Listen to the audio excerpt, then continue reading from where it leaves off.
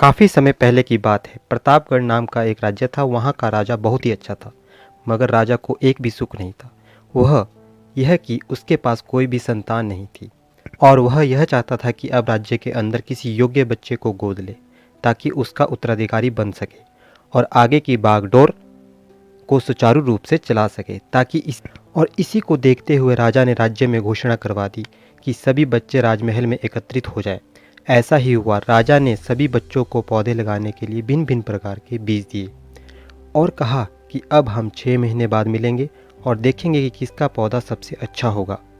महीना बीत जाने के बाद भी एक बच्चा ऐसा था जिसके गमले में एक भी बीज नहीं फूटा था, लेकिन रोज़ उसकी देखभाल करता था और रोज़ पौधे को पानी देता था।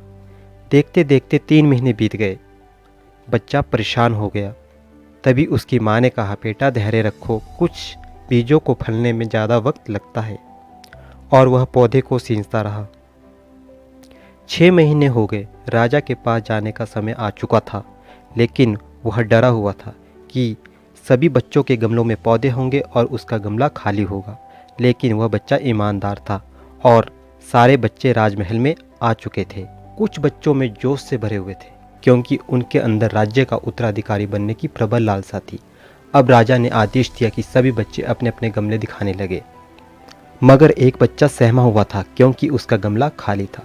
तभी राजा की नज़र उस गमले पर गई और उसने पूछा, तुम्हारा गमला तो खाली है? तो उसने कहा, लेकिन मैंने इस गमले की 6 महीने तक देखभाल कर रखी है। राजा उसकी ईमानदारी से खुश था।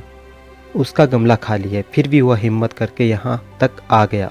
सभी बच्चों के गमले देखने के बाद राजा ने उस बच्चे को सामने बुलाया और वह बच्चा सहम गया और राजा ने वह गमला सभी को दिखाया।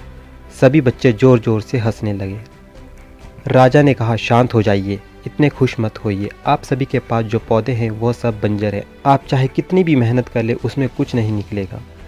राजा ने कहा, असल में मैं यह देखना चाहता था कि बच्चे में कितना सब्र और ईमानदारी है, और सही में इस बच्चे के अंदर सब्र और साहस को देखकर यह राज्य का उत्तराधिकारी बनने के सारे गुण विद्यमान हैं। और राजा ने उस बच्चे को उस राज्य का उत्तराधिकारी बना दिया। दोस्तों, हमारी ज़िंदगी में भी बहुत से ऐसे क्षण आते हैं जिसमें ज़िंदगी हमें परखने के लिए सब्र और ईमानदारी का इम्तिहान लेती है, और जो इंसान आगे चलकर इस इम्तिहान में पास हो जाता है, समय उसे कभी भी खाली हाथ नहीं रखता। दोस्तों, आप कहीं भी किसी भी सेक्टर में काम करते हो, आपको कभी ऐसा फील होता है जितना हम काम कर रहे हैं हमारी उतनी वैल्यू नहीं होती है, लेकिन आप हमेशा ऑनेस्टली, ईमानदारी, पेशेंस, सब्र के साथ काम करते हैं तो आपको उसका रिवार्ड थोड़ा लेट मिलता है, पर मिलता बहुत ज़रूर है। दोस्तों, अगर आपको ये स्टोरी अच्छी लगे तो चैनल को सब्सक्राइब करें, लाइक करें, शेयर करें।